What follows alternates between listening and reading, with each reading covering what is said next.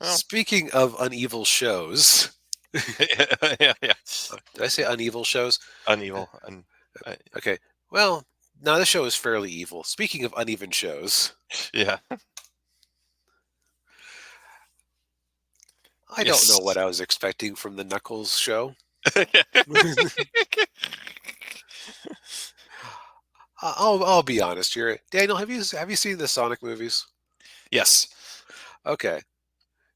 So I can see the logic of giving Knuckles his own cartoon or cartoon.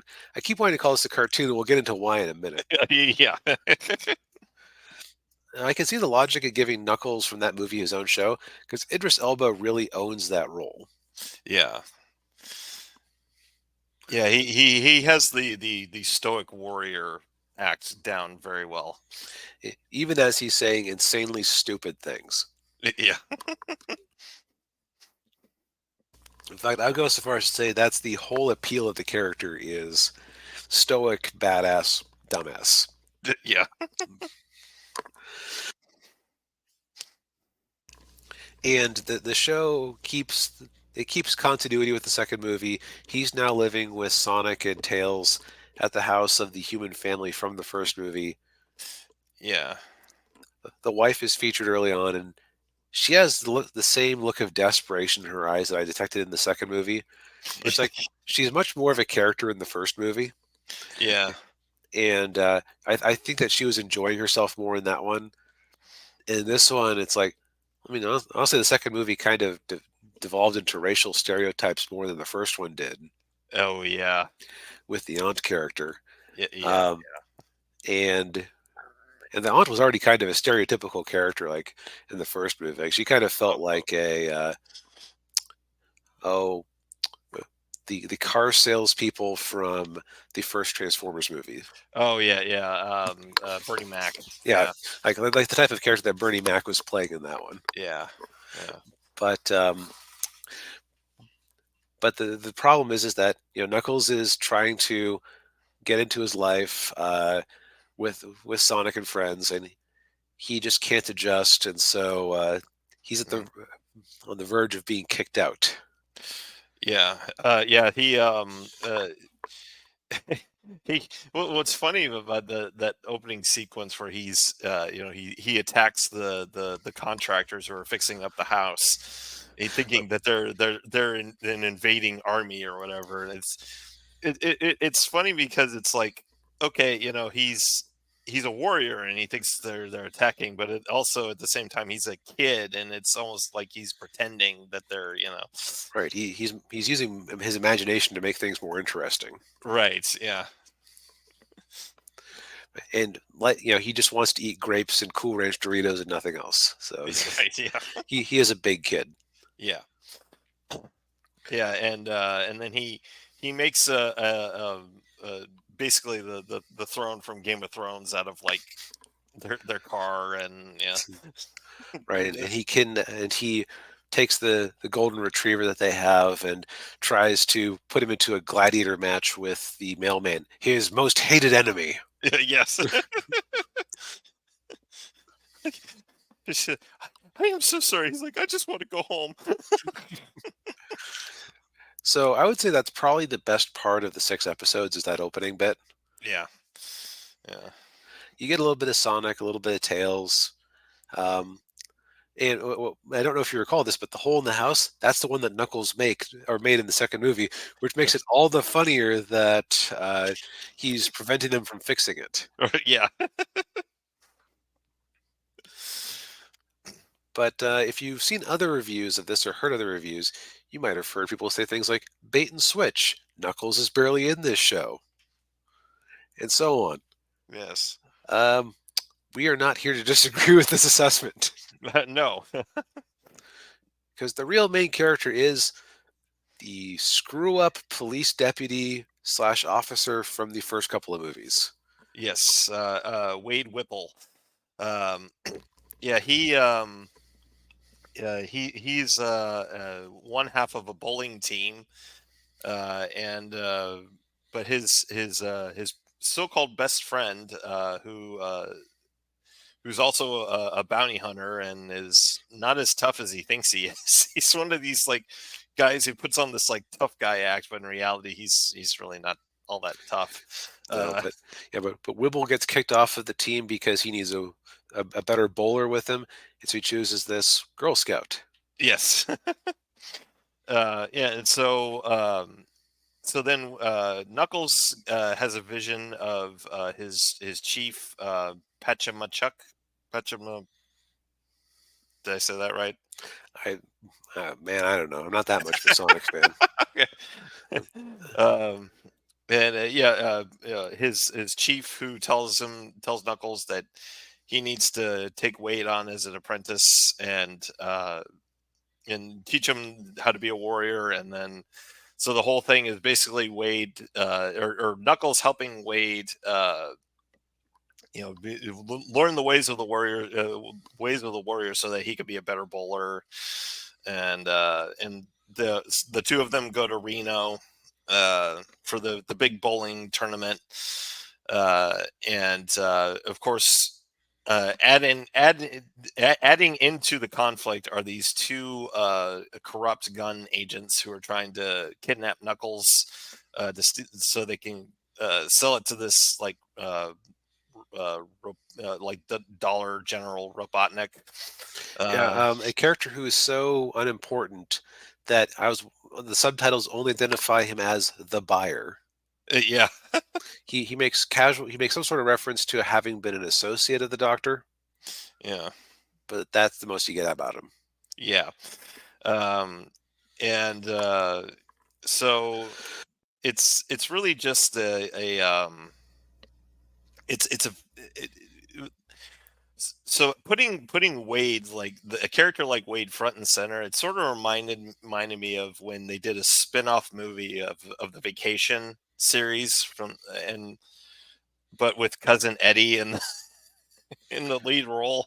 I was completely unaware they had done that.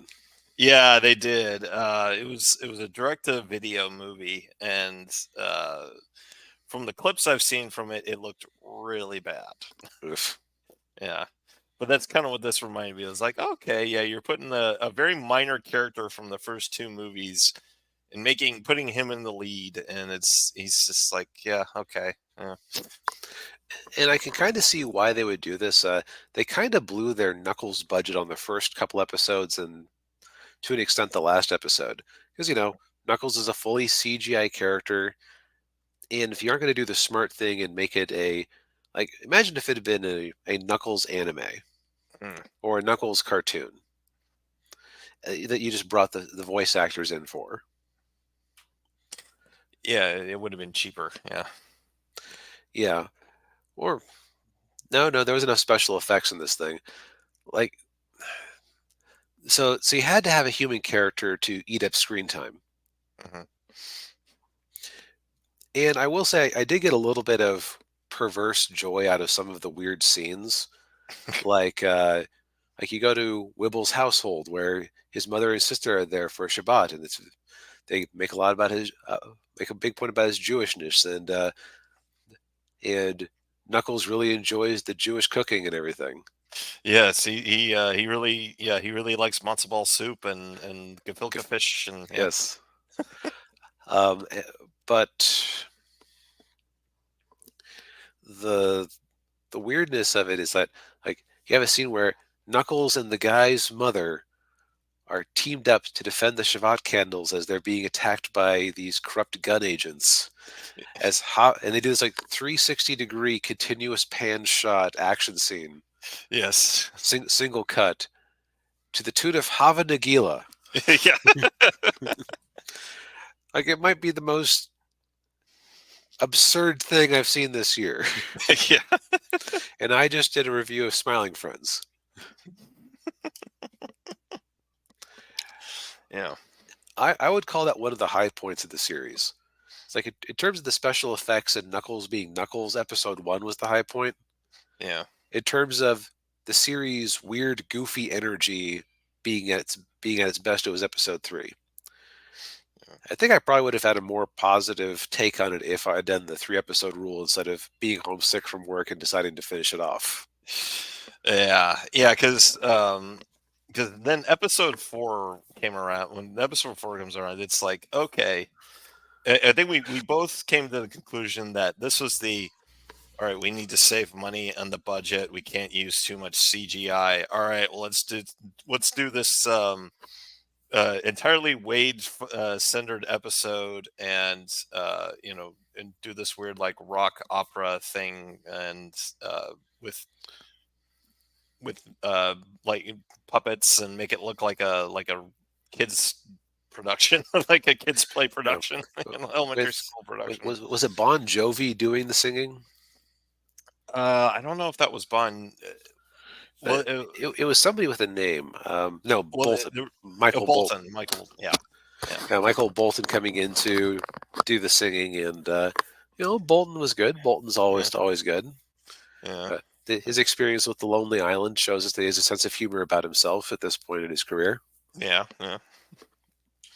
But yeah, it that whole episode was Wade's old friend, the bounty hunter, bowling buddy, uh, kidnaps him because he wants to collect on the bounty, and Knuckles just says no. Wade has to get out of this on his own, and Yeah, yeah, which man, that's a convenient way for Knuckles to not be in the episode. yeah, And they actually did something where I wondered if we were getting the initial pitch for the show before they saw the budget. yeah. Because they actually, the mad, at first I was going to give them kudos for, you mad geniuses, you're adopting Sonic 06, the game that nearly killed the whole franchise. Because that they had like this fiery demon there who looked like Iblis from that game. And there was a talk about the flames of destruction, which were this thing in the game that if Iblis bound, like Iblis's two sides came together, the flames of destruction would destroy the earth. And they had a character who was a psychic hedgehog named Silver the Hedgehog, who was basically future Trunks from Dragon Ball 100%, coming back in time to try to solve the problem. It's like, okay, if we get to like CGI Knuckles, or excuse me, Silver the Hedgehog here, Yeah. I'm going to forgive a lot of this show. We did not get that. Okay, yeah. Instead, we got a bowling tournament against Wibble's dad, Mhm. who was he Carrie Elwes? Yeah. Man, Carrie, you could do better. Yeah, yeah, Although I guess it's I know he was in a Daily Wire production at some point, so I guess it's good that they haven't completely blacklisted him for that. So good on yeah, him. yeah. But man, um, just wasn't good at the end. Like Um, the buyer shows up, he uses his knockoff Robotnik tech to drain Knuckles of his energy. yeah. Wibble Yeah, Wibble uses bowling balls to distract him. Then Knuckles activates the flames of destruction, which are just a minor fire-based power-up for his fists. yeah, yeah. The final fight reminded me of the last fight in the first Sonic.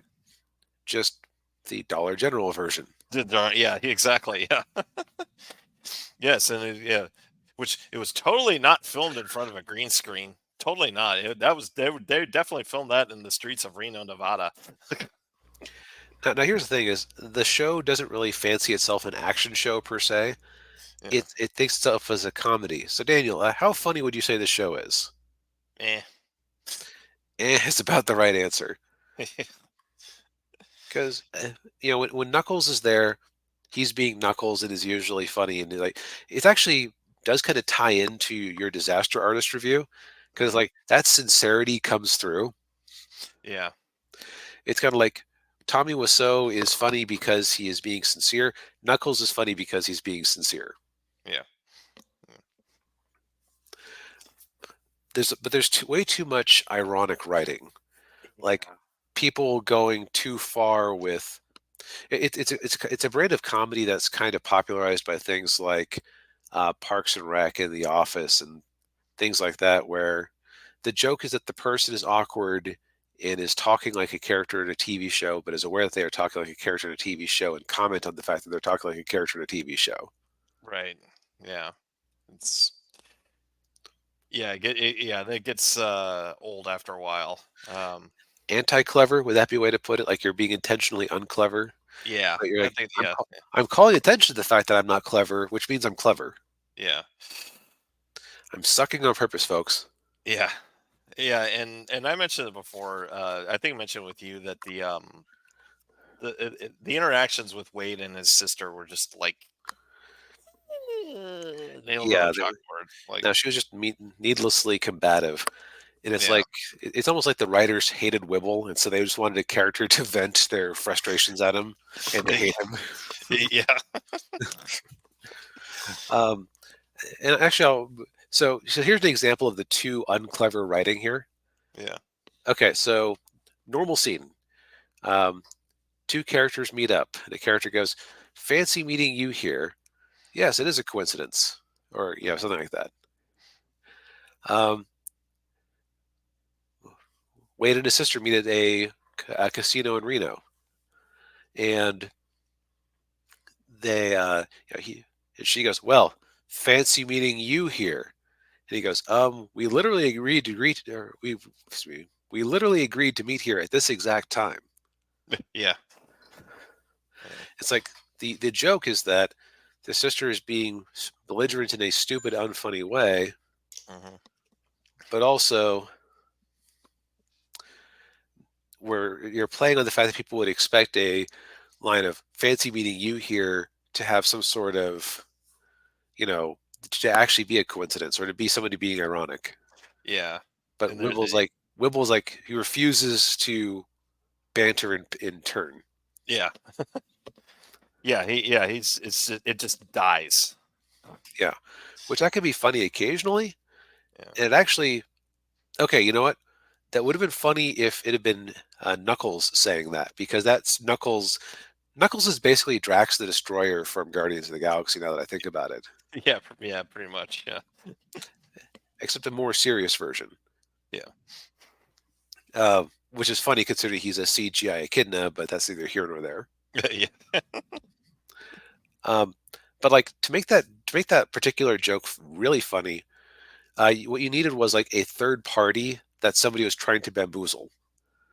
yeah, Like if Wibble and his sister had been meeting there and had been trying to fool one of the gun agents that okay, I'll put a little twist on it. They mhm, meet there and the sister is pretending to be a gun agent, and she goes, "Well, fancy meeting you here." And before Wibble can respond with the line they've practiced, Knuckles goes, "Well, yes, we agreed to meet here at this time as part of our ruse." yeah, Like that would have been funny yeah, yeah, because there's an expectation that's being broken. yeah, Yeah, like the longer this went on, the less funny it got, unfortunately. yeah, yeah. It's yeah, like you kept you keep wanting to call it a cartoon because it is. I mean, you pointed it out when we were talking that it's a live action cartoon. I mean, Yeah, it's yeah, all the characters are ridiculous and cartoonish. yeah, yeah, and it had, and I think I said it definitely has that Who Framed Roger Rabbit feel to it. Yeah, Yeah. Um, yeah, I'll kick the show one more time. Uh, there was a joke that I liked, but they went on for too long with it and killed it. yeah, Okay, so Wibble's dad is a professional bowler. mhm. Oh, sidebar. Is this thing in continuity with Dodgeball? Because they have ESPN 8 The Ocho with, I think, the original.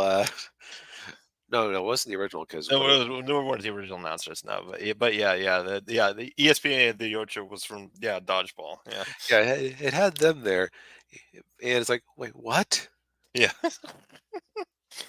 Well, ESPN actually occasionally they will do like the Ocho, like they'll turn one of their networks into the Ocho, and they'll show all these like obscure sports, you know, Right. stuff. But still, like, wait, what?